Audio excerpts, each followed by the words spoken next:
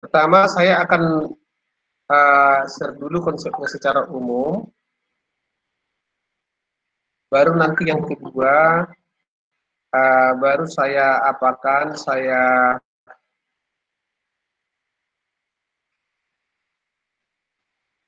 coba nanti case. Tapi sebelum kita ke sana, ada tugas Anda yang mau saya berikan. Pertama, nanti Anda harus melakukan pengujian, ya, pengujian regresi linear sederhana. Anda presentasikan, direkam dalam video, diberikan, dibuat dalam PowerPoint, diberikan kepada saya. Tugasnya itu satu kelompok itu 3 orang, tim videonya. Jadi Anda presentasi SPSS-nya dihitung, atur sendiri bagaimana cara menghitung SPSS-nya, bagaimana caranya. Itu yang pertama. Mulai dari uji asumsi klasik sampai dengan hasil. Bisa juga dengan PLS.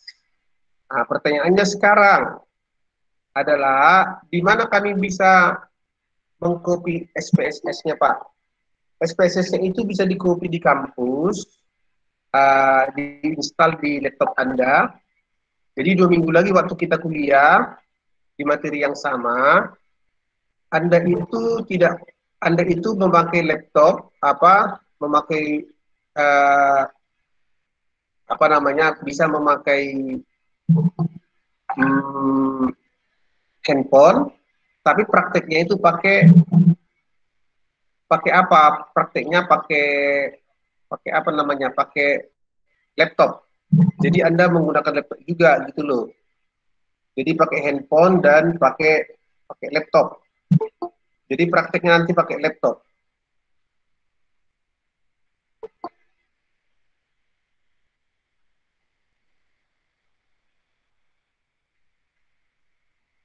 Itu kira-kira gambarannya. Jadi ada 2 yang harus kalian install. Satu lagi PLS namanya, partial least square. Kemudian yang kedua adalah itu yang tadi apa namanya, eh, apa namanya yang tadi satu lagi,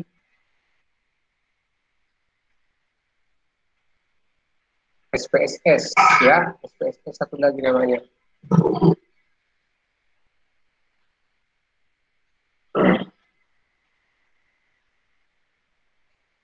Oke, saya akan mulai penyajiannya.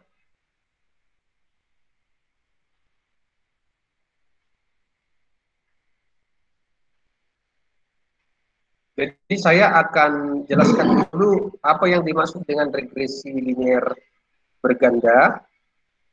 Jadi yang dimaksud dengan regresi linear berganda itu adalah, ya, model regresi linear berganda adalah apabila model tersebut uh,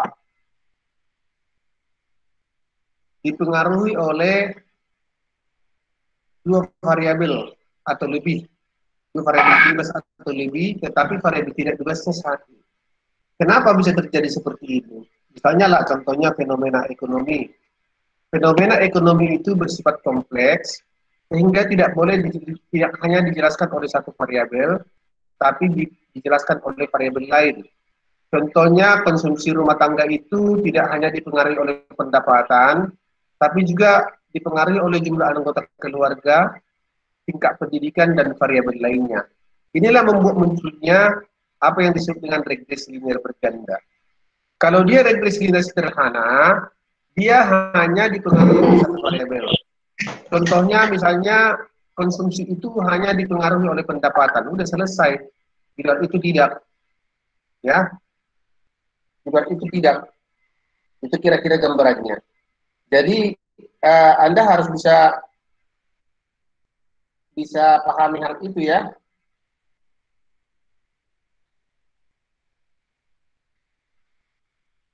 Anda harus bisa pahami hal tersebut. Jadi kita misalkan di sini macam variabelnya, kalau di satu variabel itu A tambah BX, Y sama dengan A tambah BX. Kalau dia dua variabel, Y sama dengan A tambah B1X1 tambah B2X2. Ya, kalau lebih dari dua, misalnya sampai ke variabel, Y sama dengan A tambah B1X1 tambah B2X2 tambah B3X3 sampai dengan tambah BKXK. Ya, jadi di sini inilah modelnya kalau regresi itu lebih dari dua variabel. Kita lihat di sini sebagai case-nya, ya. Contoh dua variabel di sini, ya kita lihat di sini, contoh dua variabel. Ada contoh dua variabel Y sama dengan A. Kalau dia satu variabel itu bisa kita selesaikan secara manual. Dua variabel juga bisa kita selesaikan secara manual, tapi sedikit lebih sulit.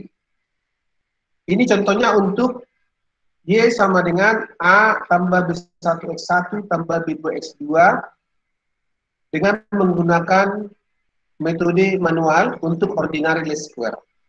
Dikatakan di sini rumusnya, jumlah dari Y secara keseluruhan ini, ya, saya coba tandai di sini, Y secara keseluruhan atau sigma Y itu sama dengan NA tambah B1X1 sigma X1 tambah B2 sigma X2. Sigma X1Y sama dengan A kali sigma X1 tambah B1 kali sigma X1 kuadrat tambah B2 sigma X1 X2. Yang ketiga adalah sigma X2Y sama dengan A kali sigma X1 X2 tambah B1 sigma X1 X2 tambah B2 sigma X2 kuadrat. Inilah kondisinya. Inilah kondisinya kalau kita itu, inilah rumus-rumus yang kita gunakan apabila kita mau menyelesaikan persamaan regresi dengan dua variabel bebas secara manual. Nanti kita kasih contoh. Contohnya di sini adalah pengaruh promosi dan penambahan aksesoris mobil terhadap volume penjualan. Jadi pengaruh promosi dan penambahan aksesoris terhadap volume penjualan.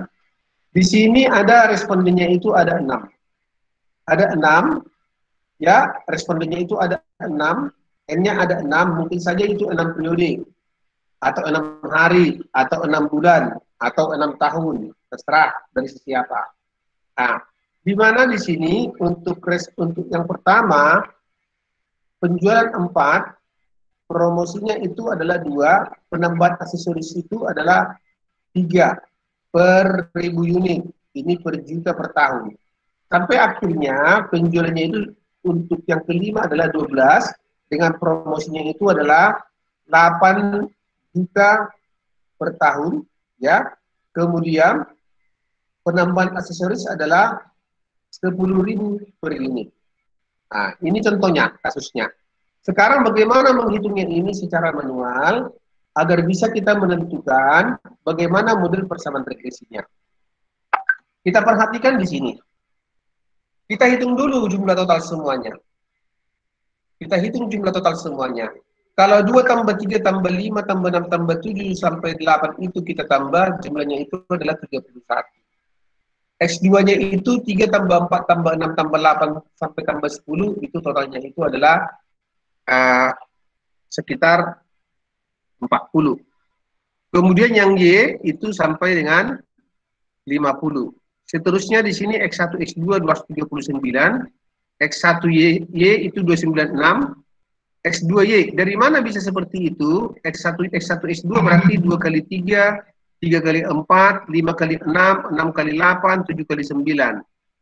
X1Y 2 kali 4, 3 kali 5, 5 kali 8, hasilnya di sini. X2Y berarti 3 kali 4, 12. 4 kali 5, 20. Sampai seterusnya di sini. Termasuk kita lihat di sini X1 kuadrat. Kalau X1 kuadrat berarti 2 kali 2, X2 kuadrat sama dengan 3 kali 3, Y kuadrat sama dengan 16. Dari sini nanti akan kita hitung bagaimana membentuk modelnya. Bagaimana model regresinya.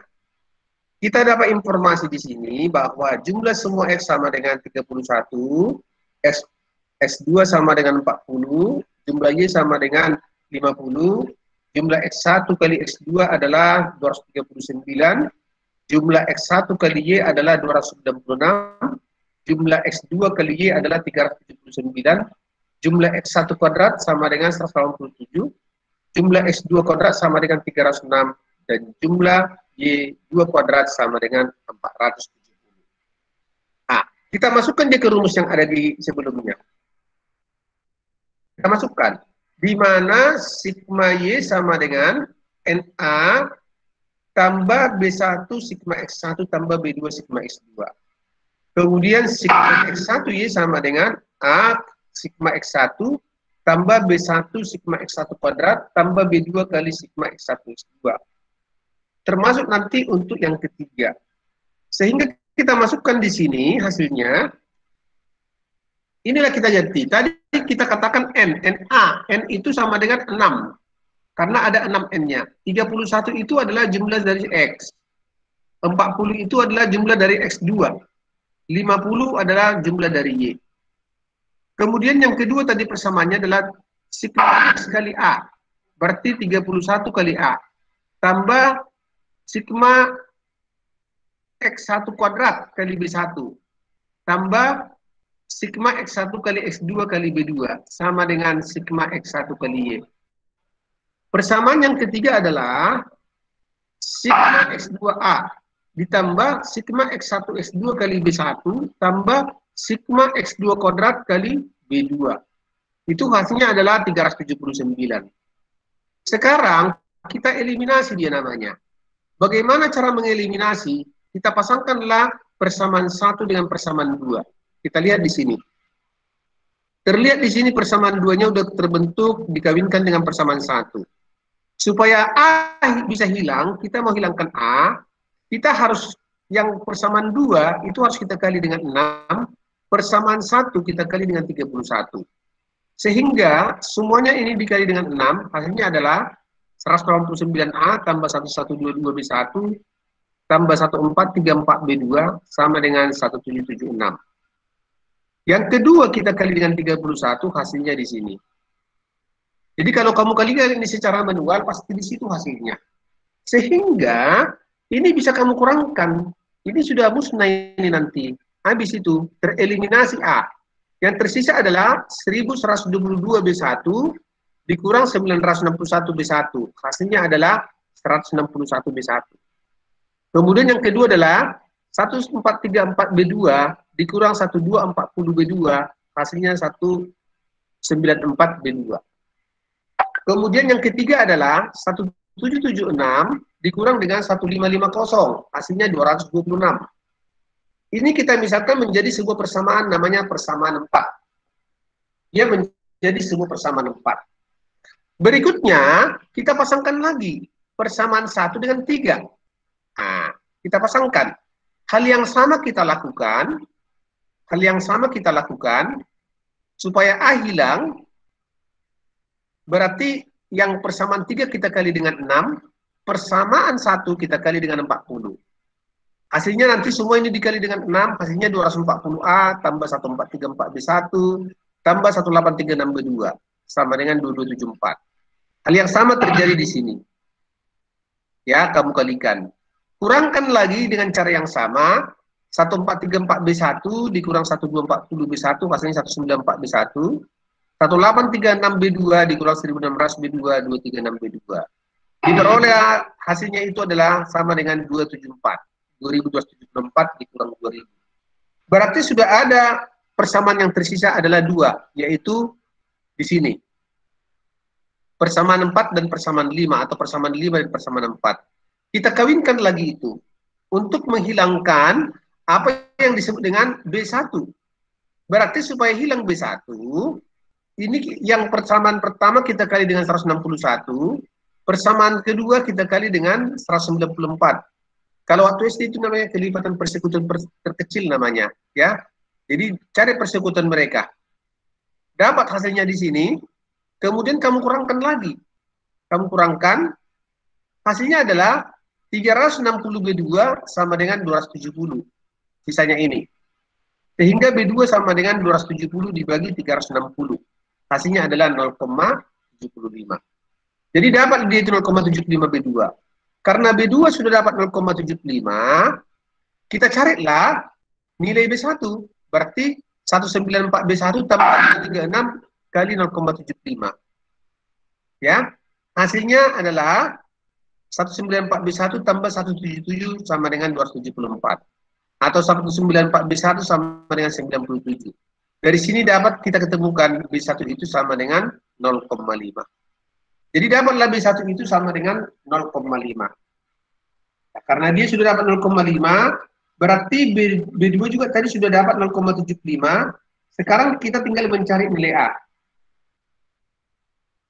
Kita masukkan nilai-nilai itu ke dalam salah satu persamaan. Ya, kita masukkan.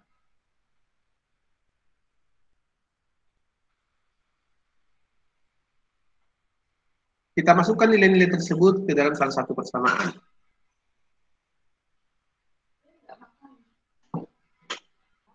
Ya, boleh belajar. Oke, kita masukkan ke dalam salah satu persamaan, sehingga diperoleh di sini nilai A-nya itu adalah 0,75.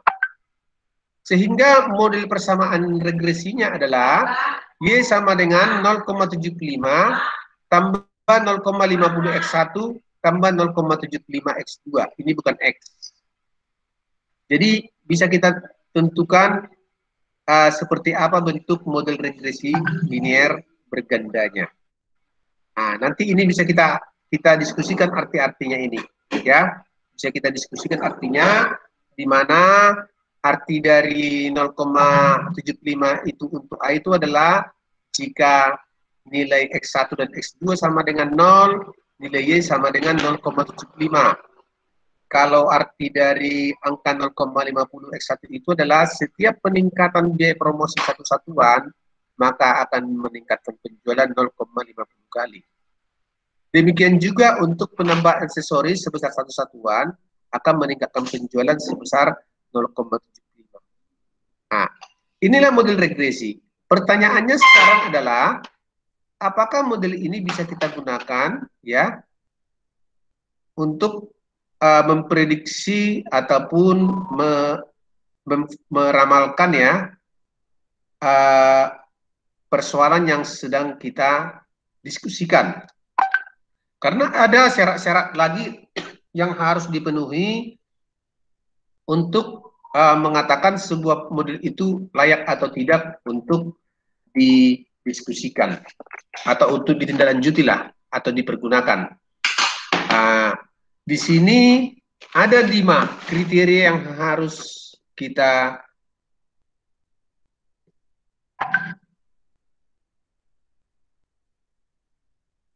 bentar ya.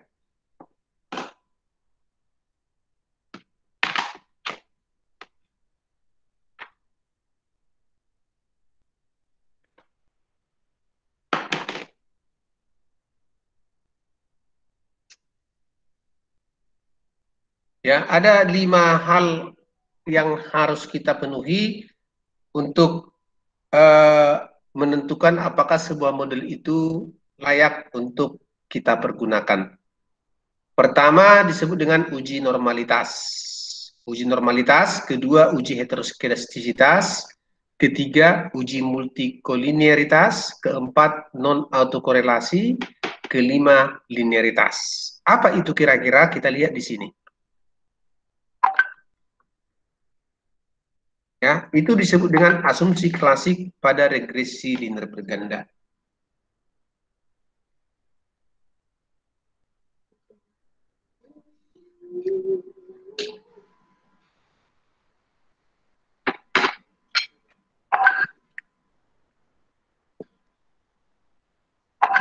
Pertama kita coba diskusikan dengan uji kenormalan data atau uji normalitas.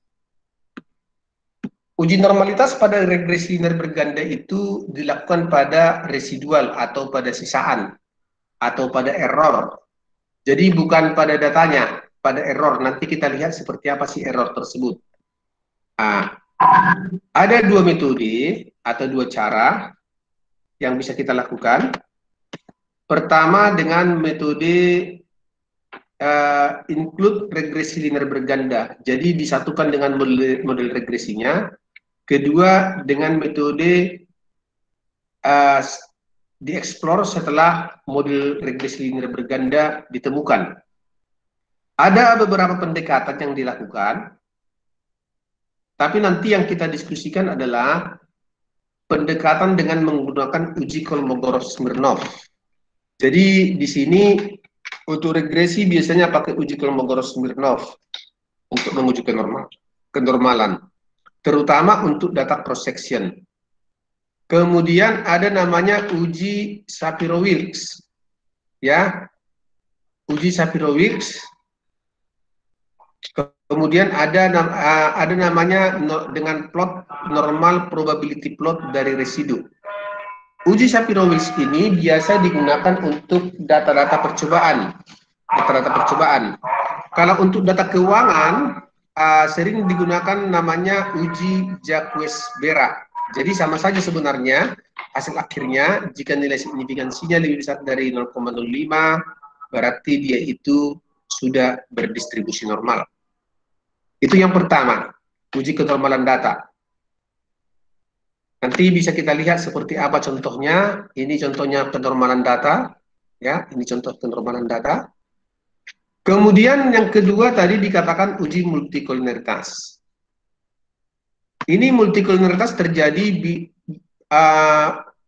apabila salah satu variabel bebas itu korelasinya dengan variabel lainnya itu di atas 0,9.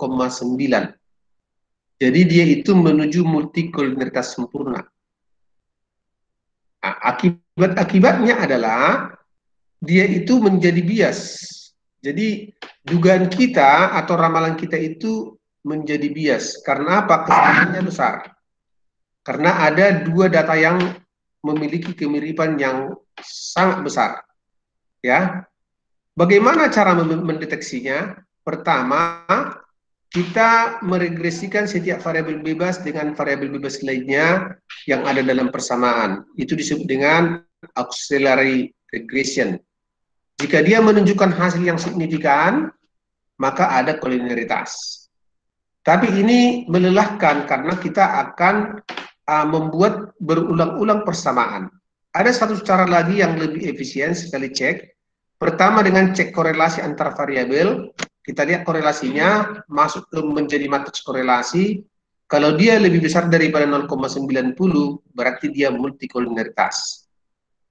Atau cara lain juga yang sama mudahnya dengan menghitung variance inflation factor atau toleransinya, ya. Jika nilai F-nya itu nanti kurang dari lebih dari 10, berarti dia itu mengalami masalah multikoliniaritas. Tapi kalau dia kurang dari 10, dia itu memenuhi ataupun bebas multikoliniaritas.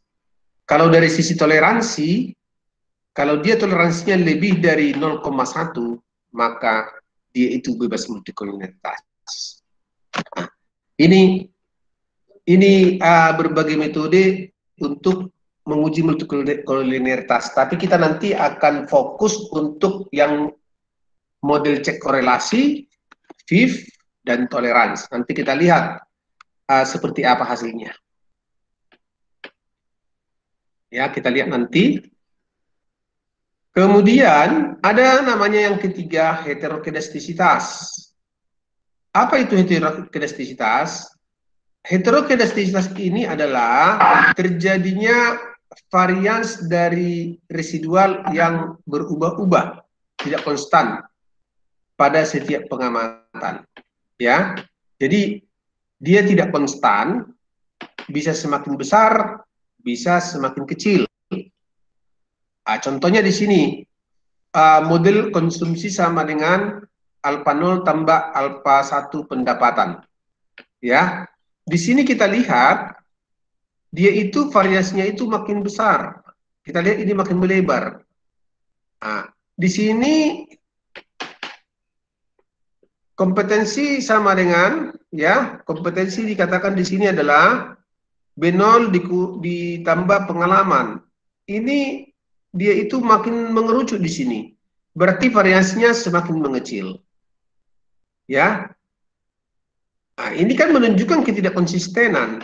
Harusnya ini tetap sama, berapapun itu. Kalau runcing semua, kalau melebar semua. Kalau kita gambarkan dari sisi kondisi data ya, itu menunjukkannya terjadi gangguan heterokelastisitas, ada ketidakkonsistenan varians. Ya, di sini caranya adalah ini akibatnya bisa kita baca. Mengakibatkan standar error semakin besar, mengakibatkan uji menjadi tidak signifikan, dan banyak hal yang membuatnya seperti itu. Caranya adalah dengan metode grafik salah satu. Kita buat diagram plot antara sisaan dengan prediksi. Nanti kita lihat heterogenesitas akan terdeteksi apabila sebaran plot menunjukkan pola yang sistematis. Jadi misalnya dia berbentuk garis lurus, dia berbentuk lingkaran, itu menunjukkan terjadi gangguan heterogenesitas. Kemudian ada lagi namanya uji par, tapi kita tidak sampai ke sini. Ya, meregresikan nilai sisaan dengan nilai X dalam bentuk persamaan linear. Kemudian ada metode korelasi eksperimen, yaitu menghitung nilai korelasi eksperimen antara variabel bebas dengan residu. Nanti bisa kita lihat juga seperti apa. Nah, korelasi eksperimen itu memiliki kemiripan dengan uji Gleiser. Nah, ini modelnya ya, uji Gleiser, ya.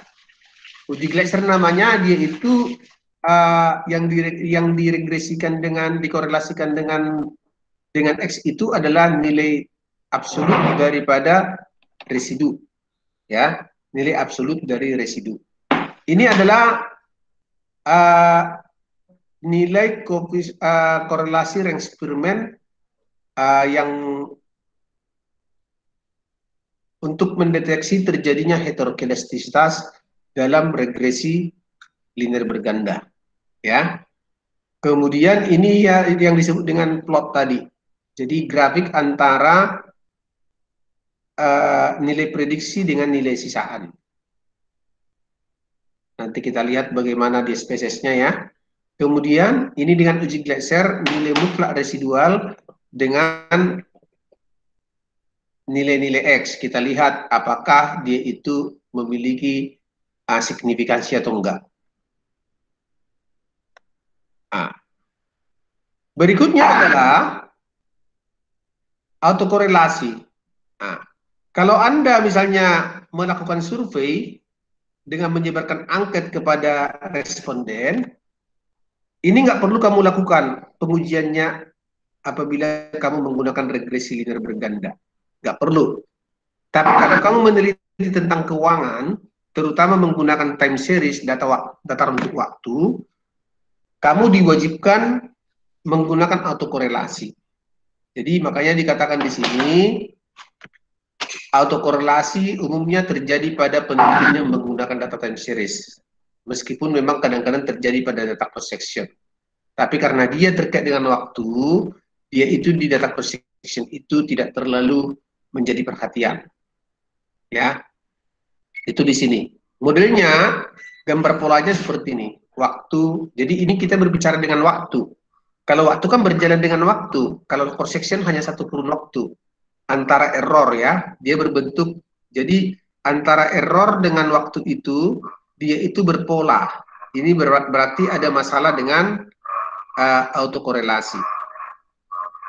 Ya, antara error dengan waktu. Ya, rumusnya itu adalah ini beberapa penyebabnya, tidak disertakannya seluruh variabel bebas yang relevan dalam model, ada kesalahan spesifikasi model, kemudian ada pemakaian data yang kurang baik karena interpolasi data yang kurang akurat. Kemudian ada kesalahan spesifikasi variabel. Bagaimana mendeteksinya? Pertama, dengan metode grafik menggunakan langkah yang paling mudah dengan membuat plot antara residual dan variabel X atau dengan waktunya. Ya, jadi memang antara residual dengan waktu itu dibuat plot. Makanya tadi dikatakan dia itu hanya bisa untuk data yang terkait dengan waktu, bukan data yang dalam satu cross sectional. Kalau cross sectional itu kan pengambilan data diambil satu kali dalam satu kurun waktu. Tapi di sini sangat sulit untuk menentukan apakah pelanggaran terjadi pada autokorelasinya karena dia sangat subjektif.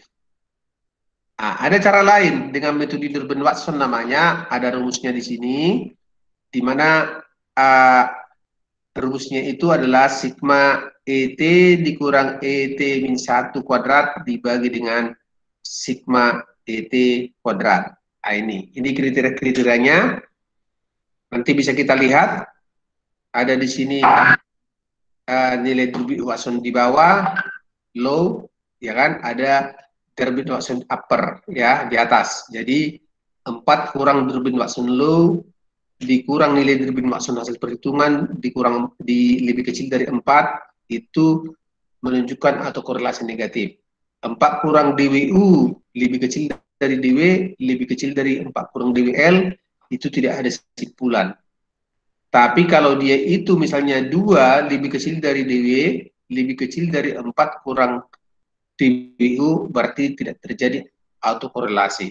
Atau DWU lebih kecil daripada DW, ya, lebih kecil dari 2, itu menunjukkan tidak ada autokorelasi. Sisanya di sini adalah menunjukkan terjadi autokorelasi positif dan tidak ada simpulan. Itu kira-kira gambarannya. Yang terakhir adalah kita juga bisa menguji autokorelasi itu dengan menggunakan uji tanda atau rantes, ya, untuk melihat apakah dia itu terjadi autokorelasi. Kalau dia bersifat acak, rantesnya berarti tidak terjadi autokorelasi. Tapi kalau dia itu tidak acak atau berpola, itu menunjukkan ada gangguan autokorelasi. Ya, ini bagaimana cara perhitungannya. Ya, kita lihat nanti contoh case-nya saja supaya Anda lebih paham. Kemudian terakhir, di sini ada namanya uji linearitas, uji yang kelima. Nah, ini adalah apakah bentuk hubungan antar variabel bebas dan variabel terikat itu adalah linear. Itu. Ini juga tidak diwajibkan. Tidak diwajibkan karena apa? Tujuan kita melakukan regresi linear berganda adalah untuk melihat hubungan linear. Jadi sebenarnya tidak perlu lagi diuji. Namun, ya, namun kadang-kadang memang untuk kepentingan-kepentingan publikasi artikel ini harus kita tunjukkan juga. Caranya nanti bisa kita tunjukkan dengan menganalisa atau membandingkan nilai rata-ratanya, kemudian nanti ada tes for linearity. Nah, itu kira-kira beberapa jenis, itulah asumsi-asumsi yang harus dipenuhi oleh seorang peneliti apabila dia itu ingin menguji model regresi linear berganda. Kalau keempat, kalau dia data cross seksional, cukup 4 dari 5 yang harus diuji. Tapi kalau dia itu menggunakan data time series, dia harus membuktikan bahwa semua asumsi-asumsi ini harus terpenuhi. Itu kira-kira kita akan kasih sebuah case, ya. Kita akan kasih sebuah case bagaimana cara menghitungnya. Tapi sebelum ke sana mungkin saya mau ingin bertanya dulu, apakah ada pertanyaan? Halo? Halo, Tidak, Pak. Bapak, untuk data yang nanti kita presentasiin itu datanya dari Bapak atau bebas, Dari Pak? saya. Tapi semua prosedur yang saya ajarkan setelah UTS itu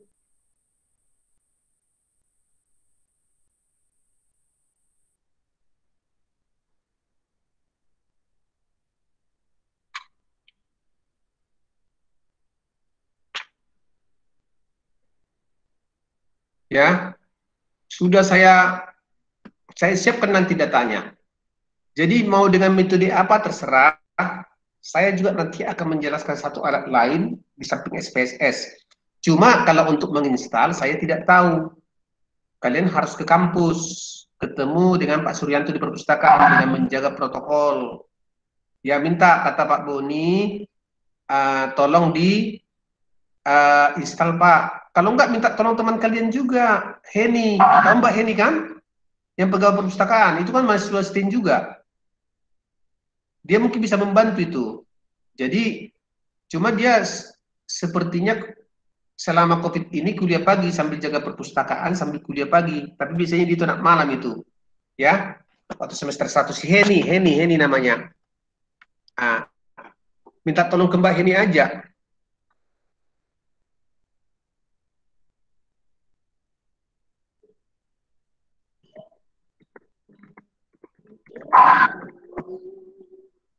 Ya, bisa ya? Iya, Pak. Oke, sebentar.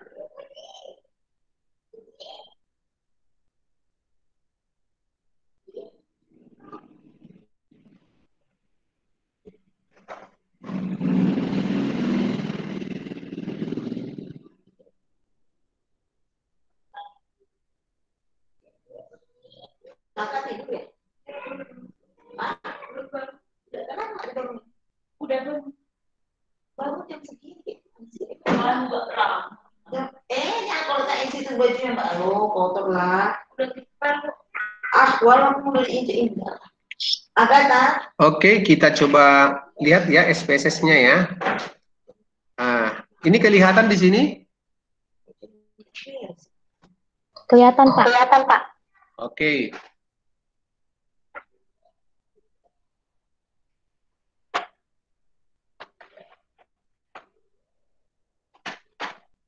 Baik. Ini akan kita uji dulu. Ini kita uji dulu asumsi klasiknya. Jadi ini kita pelajari sampai pertemuan, ini kan pertemuan ke-10 ya, kalau saya nggak salah ya. Betul nggak? Nggak bisa kok makalahnya. Halo?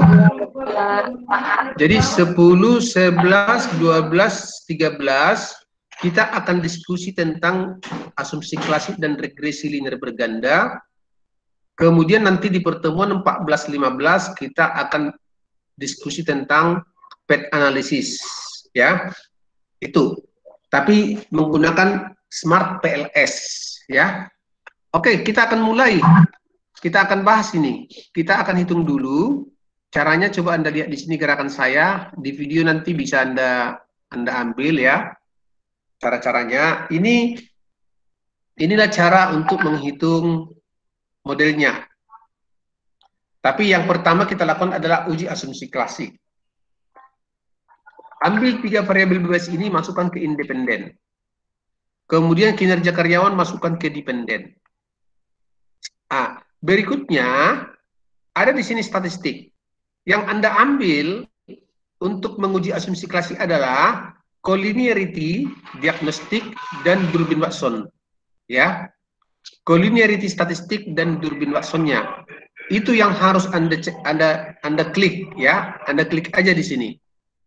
Kemudian plot ini tujuannya adalah untuk mengetahui apakah dia itu ada gangguan heterogenesitas. Ada di sini jet prediction, jet pred, ada bintang, masukkan ke X, S residual itu masukkan ke Y. Ya. Kemudian kita ingin melihat histogramnya juga bisa dengan normal probability plotnya. Dari residualnya. Karena tadi kan ada salah satunya dengan metode grafik ya. Kemudian ada satu lagi yang kita klik di sini, yaitu residual. Residual itu atau error itu harus kita simpan, yang unstandardized-nya. Baru kita run. Kita run sebentar, kita lihat di sini. Nah, ini dia sudah ketemu ya. Saya coba lihat plot-plotnya dulu. Regresi standardized predicted value. Standardized. Coba kita lihat dulu ya. Saya coba ulangi dulu dari awal supaya jangan sampai salah kita. Plotnya ini terutama S resid, kemudian jet pred. Oke, kita. Kita perhatikan di sini.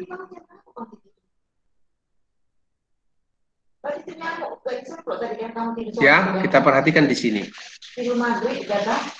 Inilah modelnya.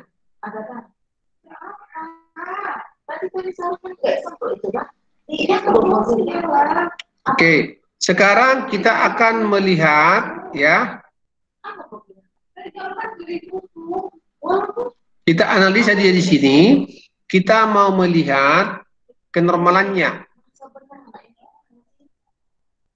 Di sini unstandardized residual kita taruh di sini. Ini normal, kita okekan.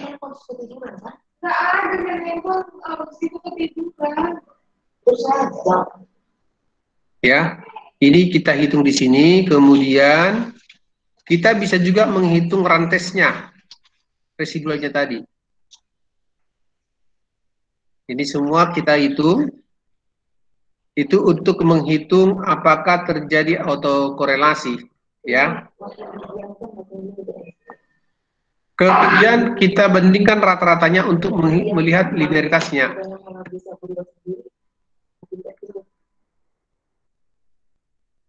Kemudian di sini ada kinerja karyawan. Ini ada option kita lihat, ada test for linearity. Ya. Kita misalnya mau masukkan juga yang lain, misalnya skewness-nya, kalau mau kita tambahkan bisa, misalnya skewness-nya, kemiringannya bagaimana ya. Rata-rata geometrinya juga bisa kita tambahkan, nggak masalah. Tapi kita hanya menggunakan tadi yang perlu-perlu saja. Ya, kita lihat di sini. Oke, ini cukup baik modelnya. Kita lihat outputnya. Pertama kita buka dulu sebuah data dalam bentuk Word, ya. Kita bentuk namanya uji asumsi klasik. Biar kita tahu apa-apa saja yang harus kita kopikan ke dalam. Pertama, uji kenormalan residual. Yang kedua, uji multikolinearitas. Nah, yang ketiga, uji heterokelastisitas.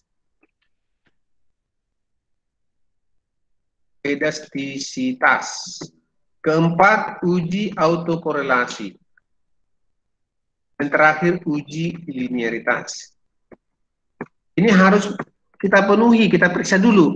Jadi kita belum bisa menggunakan sebuah model kalau ini belum kita pastikan apakah terpenuhi. Ya, ini harus terpenuhi yang 5 ini. Bisa dipahami? Halo?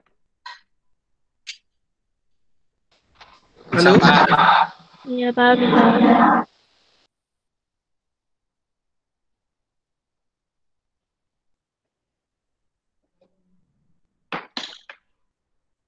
Oke, baik.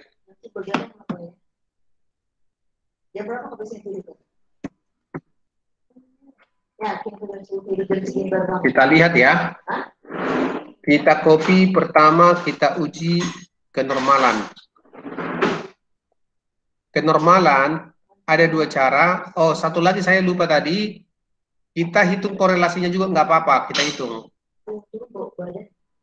Bukan bau badan, bajunya yang bau. Ya, kita hitung. Kita hitung di sini.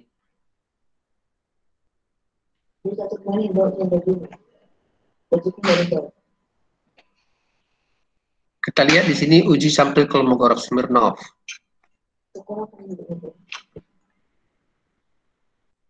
Nah, ini uji kenormalan residual. Sorry. Ini yang kedua adalah uji multikolinearitas. Kita lihat di sini. Kita ambil dulu apa-apa saja yang kita butuhkan. Pertama dengan uji sampel Kolmogorov-Smirnov, bisa juga kita buat dengan metode grafik yang tadi. Dari residualnya ya. Ya, kita hitung. Bisa juga seperti ini, tapi sangat jarang dipakai karena ini kan subjektif ya, tidak memberikan sebuah kepastian ya. Tapi kalau residual sudah jelas dia itu di sini kriterianya. Nanti bisa kita hitung di sini kriterianya apa, 0,05, dia harus dari 0,05. Kemudian multikulturalitas ada dua di sini. Pertama dengan melihat nilai FIF-nya. Kita lihat di sini nilai FIF dan tolerance. Ya, kita lihat nilai FIF dan toleransinya sudah ada di sini.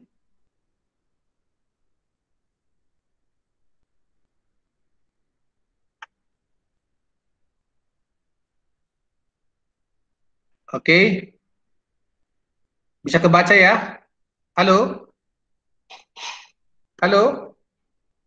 Iya, bisa, Pak. Bisa ya? Nanti kata-katanya bisa kita buat lah. Kemudian satu lagi yang ini. Yang terakhir tadi. Mana saya buat tadi ya? Paling bawah. Korelasi. Ini bisa juga mencari multikulturalitas. Khusus untuk heterokedastisitas, kita ambil diagram tadi, diagram pencar namanya, atau scatter plot, atau diagram sebaran ini. Kita ambil, kita masukkan. Nah, kalau kita lihat kan tidak ada polanya ya, dia tidak berbentuk garis lurus, tapi justru dia itu terletak di mana-mana ya, mengacak. Ini menunjukkan sudah terpenuhi sebenarnya asumsi heterokedastisitasnya. Untuk autokorelasi, ada dua cara, yaitu dengan nilai Durbin-Watson. Ini di sini sudah ditentukan nilai Durbin-Watson. Ini ada kecenderungan bermasalah dengan autokorelasi, karena terlalu kecil dia itu nilai Durbin-Watsonnya. Ini supaya aman sebenarnya lebih dari 2. Tapi nggak apa-apa. Kita bisa lihat nanti. Tapi khusus untuk data ini, karena ini adalah data survei, itu tidak mempengaruhi, ya, itu tidak mempengaruhi. Tapi nanti kita deteksi, mungkin berpengaruh juga jumlah variabel bebasnya. Atau cara lain, kalau berdasarkan dia itu dengan tes run, dia itu tidak ada masalah dengan Durbin-Watson, dengan autokorelasi.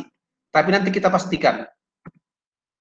Kemudian untuk uji linearitas, yang kita ambil adalah nilai-nilai yang ada di sini, ANOVA tabelnya. Jadi ada 3 variabel bebas, berarti 3 uji linearitasnya.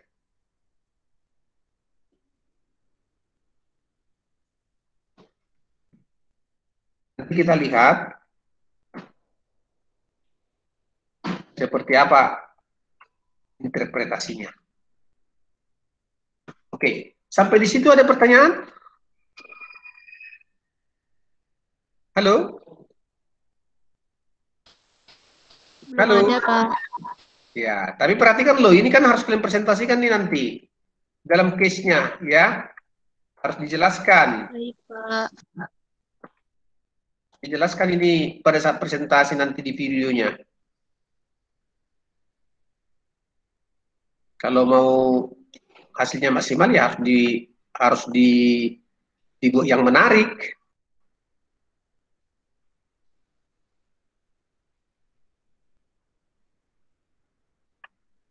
Jadi ujian kita juga nanti hanya banyak kan menjelaskan ini.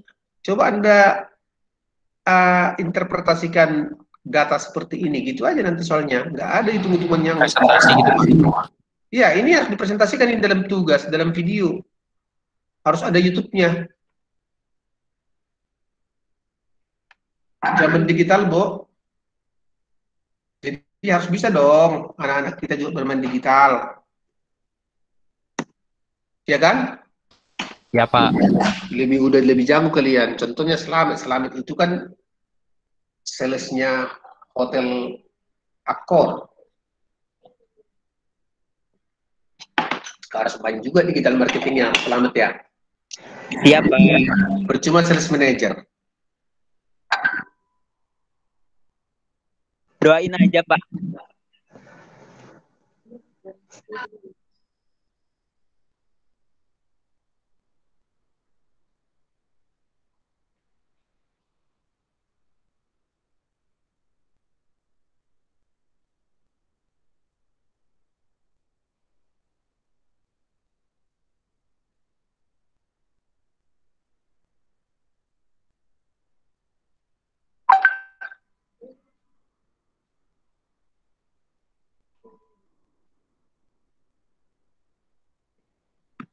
Oke, jadi bagaimana cara mengata-ngatainya? Kalau Bu Mei bilang mengata-ngatai nih, kalau Bu Mei yang ngomong ini, bagaimana mengata-ngatainya?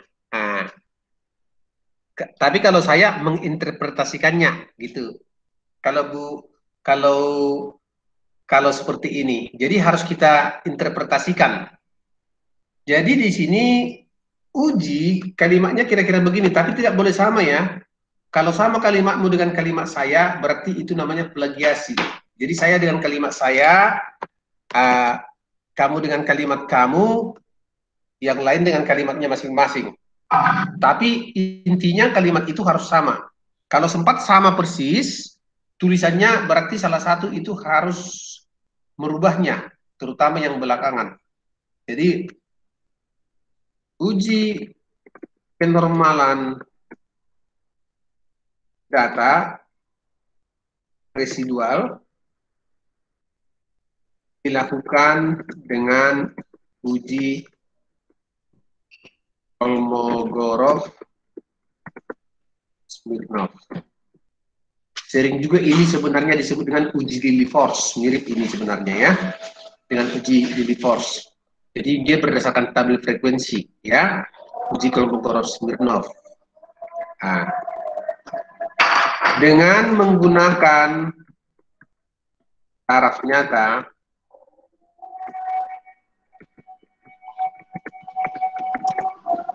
alfa,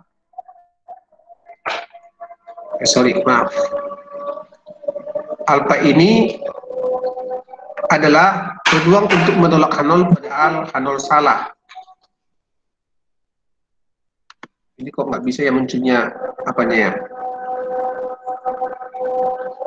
Sebentar ya, alfa sama dengan 5%.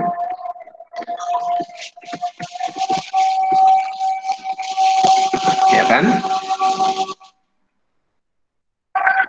Maka diajukan hipotesis sebagai berikut. Nah, ini kriterianya. Ya.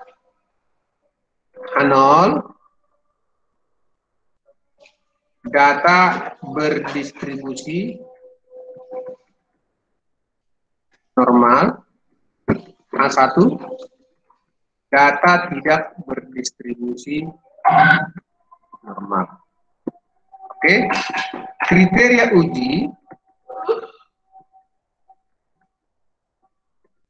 Nah, jika nilai, nah ini saya copy ya.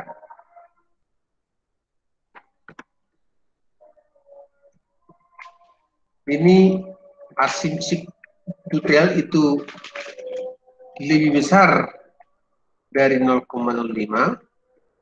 maka terima H0. Berarti data berdistribusi normal. Jika nilai asimptotik signifikan kurang dari 0,05, berarti tolak H0. Terima H1. Berarti data tidak berdistribusi normal. Ya, itu kira-kira artinya. Dari data pada tabel one sample Kolmogorov-Smirnov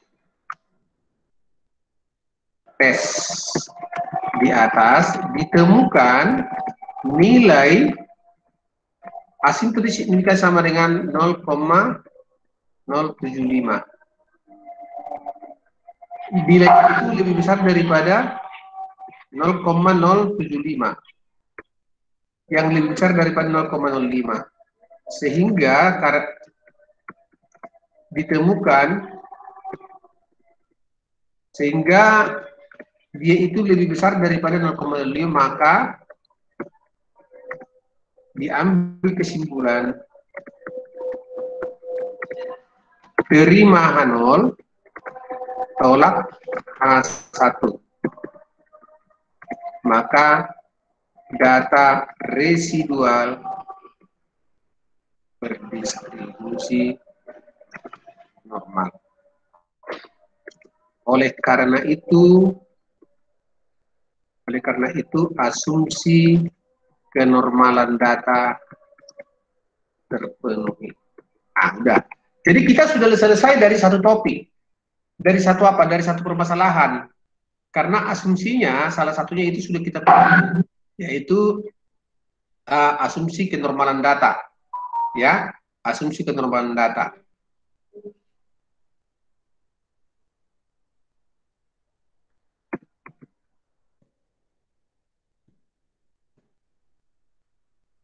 Oke, bisa dipahami ya? Ya, Pak. Oke, sekarang kita coba, sebenarnya mirip dengan di sini, dia berbentuk lonceng. Kalau dia mengarah ke bentuk lonceng seperti ini, dia itu walaupun tidak sempurna banget ya, tapi udah mengarah, itu menunjukkan ada kenormalan data di sini. Nah, kemudian kita melihat dari uji multikolinialitas dulu sekarang. Nah, uji multikoliniaritas, yaitu uji untuk melihat apakah ada saling korelasi di antara variabel bebas.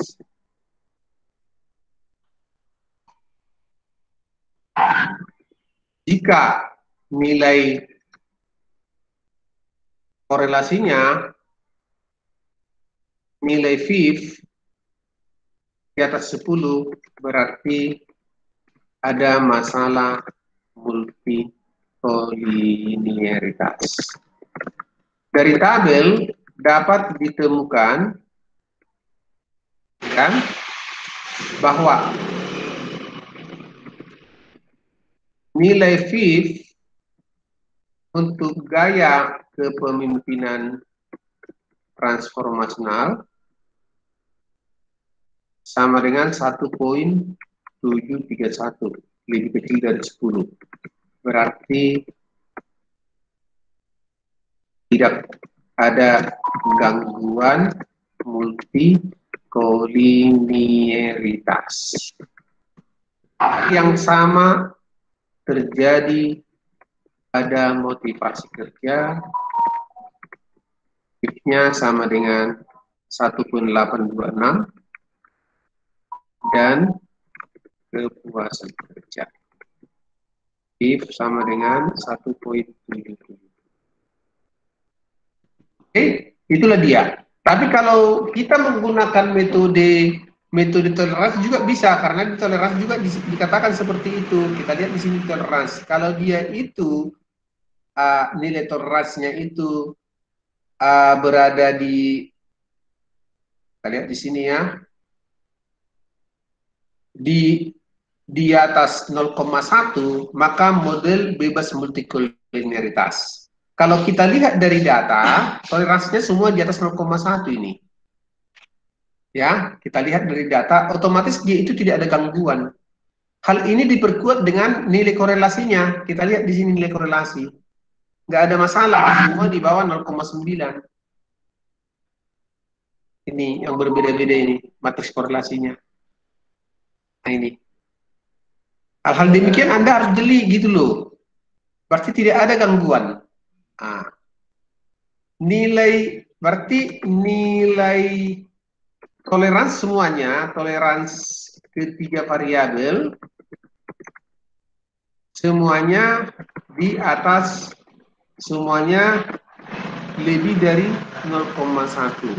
Tidak ada gangguan multikoliniaritas. polineritas. Oke, bisa sampai di situ? Halo? Pak. Nah, jadi hal-hal begini dua minggu lagi kita akan diskusikan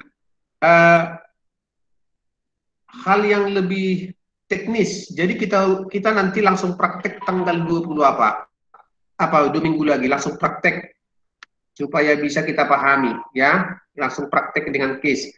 Tolong video-video yang sudah saya kirim sebelumnya itu Anda pelajari, semua itu sudah ada di sana. Semua itu sudah ada di video-video yang saya buat. Ya. Jadi harusnya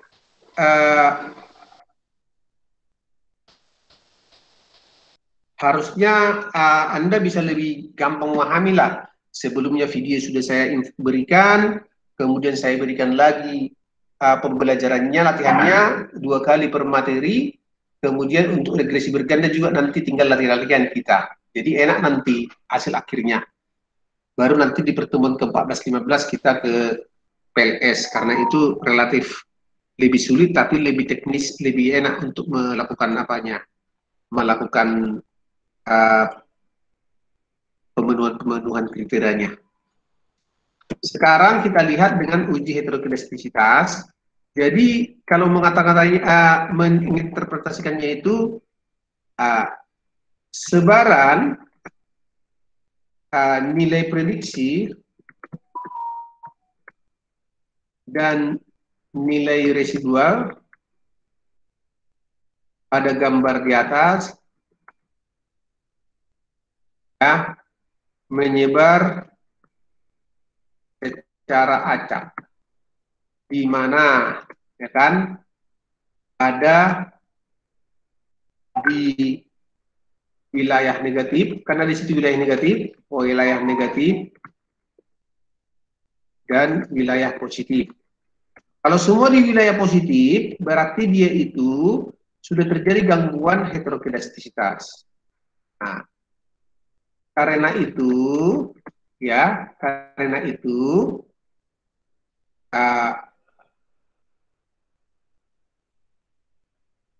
dianggap varians dari residual sudah konstan. Sehingga asumsi non-heterokinestisitas sudah terjadi. Itu. Jadi membuat kalimat-kalimatnya ini Anda harus baca lagi skripsi-skripsi, baik yang di internet maupun yang ada di kampus, supaya bisa Anda lebih paham ya. Berarti kalau Oke. Oke, baik, Pak. Baik. Kalau demikian, untuk hari ini kita akhiri. Materi sudah saya kirim. Videonya ini nanti bisa saya kirim lagi. Ya, saya akan kirim juga videonya ini untuk menambah wawasan Anda. Selamat malam, terima kasih. Sampai ketemu 2 minggu ke depan. malam. Terima kasih, Pak. Terima kasih, Pak Boni. Selamat malam. Ya.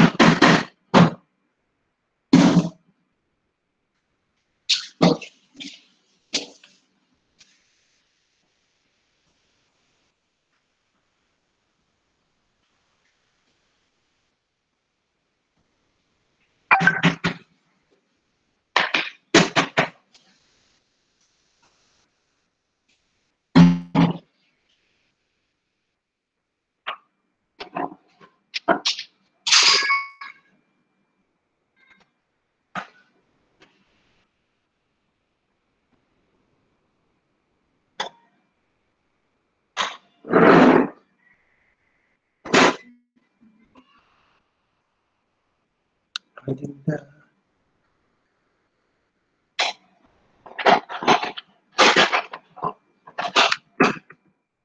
Oke, mana yang tujuan pertama?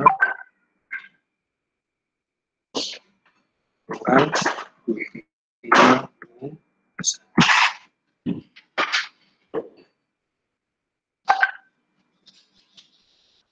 Halo, selamat malam.